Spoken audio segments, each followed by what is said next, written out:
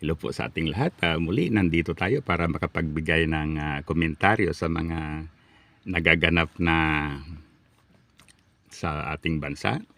Recently, ang isang umuugong na bali-balita ay tungkol dito sa kudita na pinaplano ng mga militar against the present government, against the Marcos administration.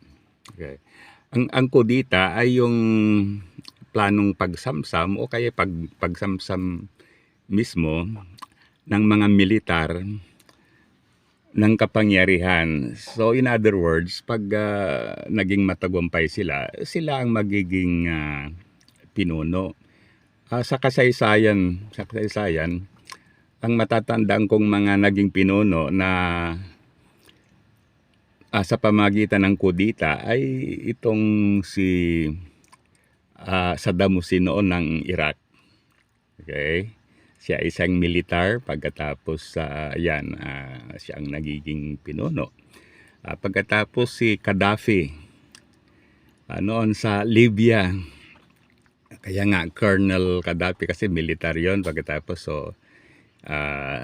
dahil sa kudita, so siya ang naging pinuno. Pagkatapos pag tignan mo yung nangyari sa dalawang ito ay hindi maganda. Usually pag ang mga militar ang namumuno, talagang tuloy-tuloy yan, walang election. Ang mga iba't ibang namumuno sa iba't ibang ahensya, mga militar yan, ano? Okay, pag alam naman natin ng militar, talagang istrikto. Surely, mawawala yung democratic system natin. So, yan ang tinatawag na kudita. So, yan. Nung una yan, parang mahirap i-pronounce. Kudit itat. Okay, from French word kasi, ang mga French word, usually yung mga end letter, hindi na binibigkas. Okay. So, ganun ang nangyari. Ngayon, going back dito sa Pilipinas, yung pag-alis kay Marcos noon ay kudita kasi plano ng mga militar, si Fidel at saka si Enrile.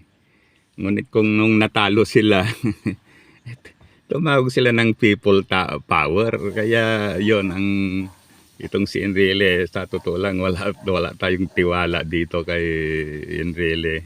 Nung nabuking, yan, people power, ano? Kung walang tulong, walang people power noon, malamang matagal nang namatay yan si Juan at saka si Ramos at kanilang kaalyado. Okay. Ayan, pagkatapos noong panahon ni Cory, ang daming kudita. Kasi sa natin, opinion lang natin ito. These were inspired by the Marcos loyalist naman. Okay, kaya tuloy, medyo magulo ang sitwasyon noon dahil nga dito sa mga kudita. Ngayon,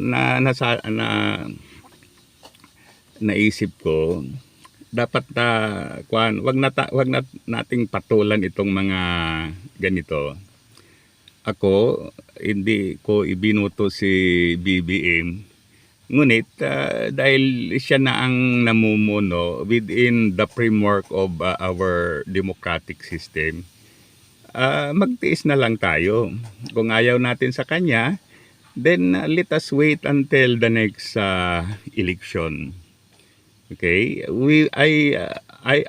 For me, gusto ko magkaroon ng marami pang pagbabago, ngunit huwag sa marahas na paraan. Dapat peaceful. Okay. Ngayon, going back ngayon, ayon sa ugong-ugong, bagamat siyempre hindi pa naman na confirm, pero pag i-analyze mo, parang ganun nga ang nangyayari.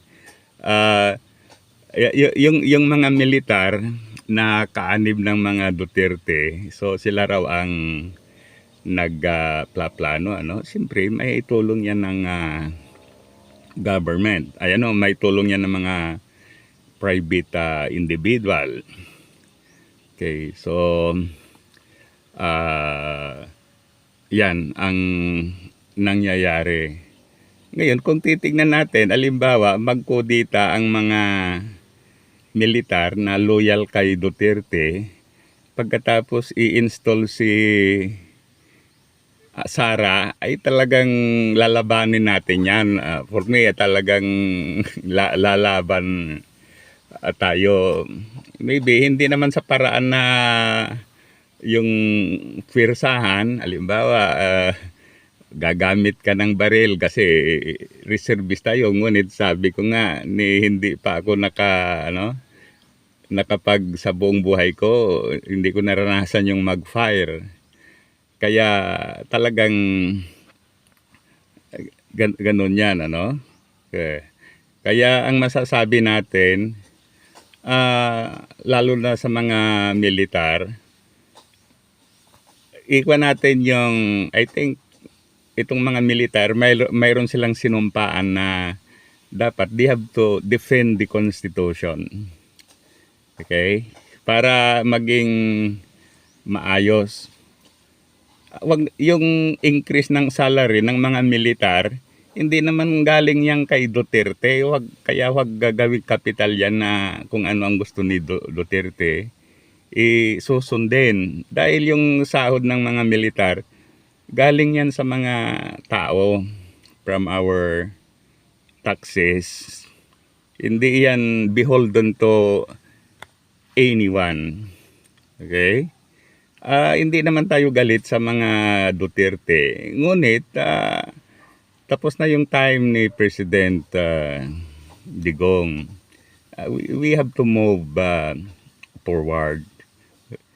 Isipin natin, alimbawa, indeed, mayroon ngang nangyaring kudita dito, either naging successful or hindi. Sigurado, ang Pilipinas na naman ay malagay sa center of attention ng buong mundo na dito magulo and so on. Kaya mas lalong a-attract yung mga foreign investors natin. Okay? Yung move ng government natin about sa West Philippine Sea, hindi yung dahilan na natin ang government. Kung pabor kayo sa China, itong mga nagkakakuha ng kodita, halimbawa,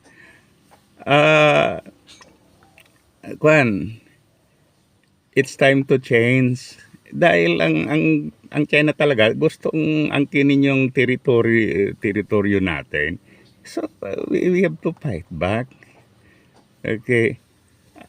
At saka yung mga maka-China na Pilipino, huwag na natin silang paniniwalaan. Kasi yan ang mas nagkakagulo pa, no? Okay? So for me, no to kudita. No to military takeover. Never tayong papabor sa mga Duterte sa ginawa nilang dito sa ating bansa. Okay, muli, thank you. Sana i-like at saka subscribe sa ating YouTube channel. Mabuhay tayong mga